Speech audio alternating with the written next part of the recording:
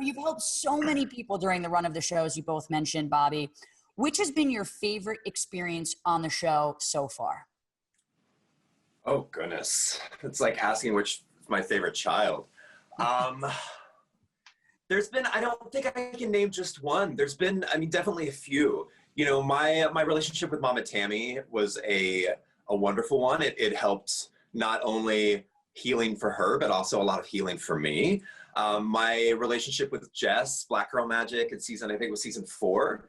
Her and I, like, literally her birthday was yesterday. Mine was the day before. Like, we were both adopted by our aunts, and we grew up with a sibling thinking they were our cousin, and like, we just had the same life. And so to be able to connect with her and to be able to really truly show her that, hey, you can go through what we've been through and you can still be successful and you can make it and you can be on top, and to watch her flourish the last 2 years and see how her life has changed and see the look on her face in every single picture and video that she is so self-confident. She loves herself. She is out there carrying the torch and helping to change lives past the show. And that's what I love about our show, is that so many of our heroes, the show doesn't just stop there. The help doesn't just stop there. We build them up, and then they go out and they build up hundreds of thousands of more people.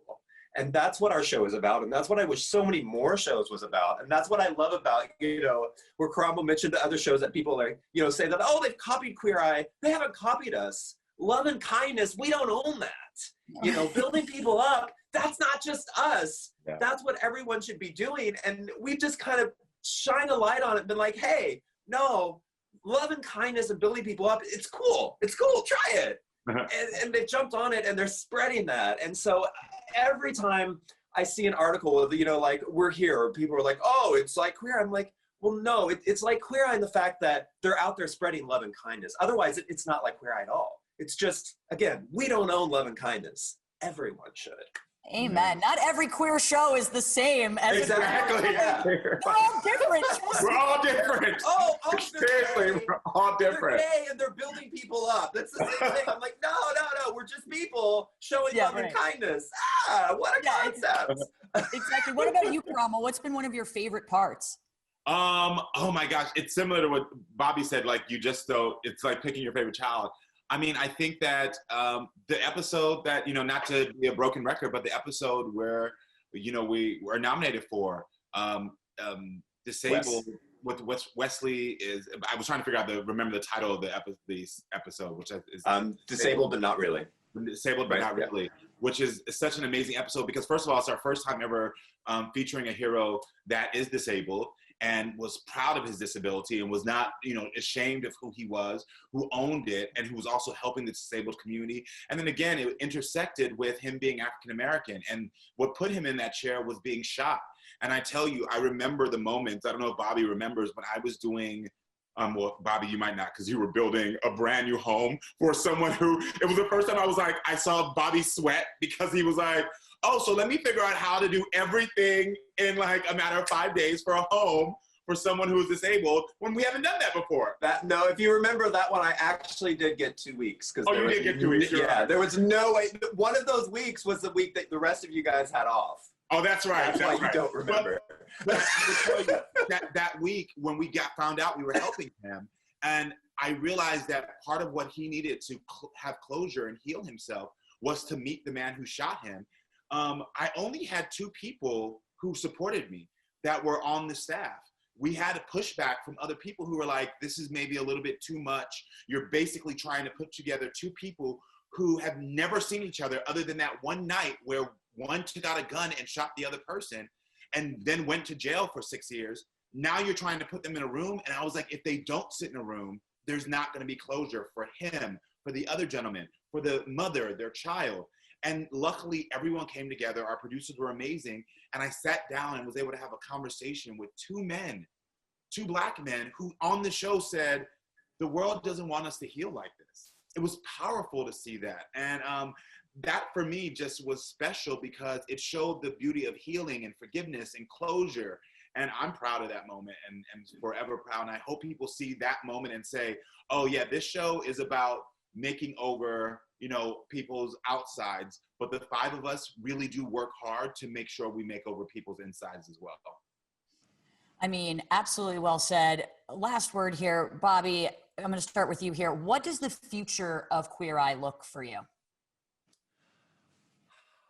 It's people ask that often, like, oh, what will be different? What does it look like? Right. I hope that it looks exactly the same as it does now. Us being able to go out and help people and affect change in a positive way and be able to walk across the aisle, which doesn't really happen very often, and show the world that it doesn't matter what political views you have, it doesn't matter what religious views you have, people can come together and help each other. And I hope the future of Queer Eye just continues to keep just driving that home.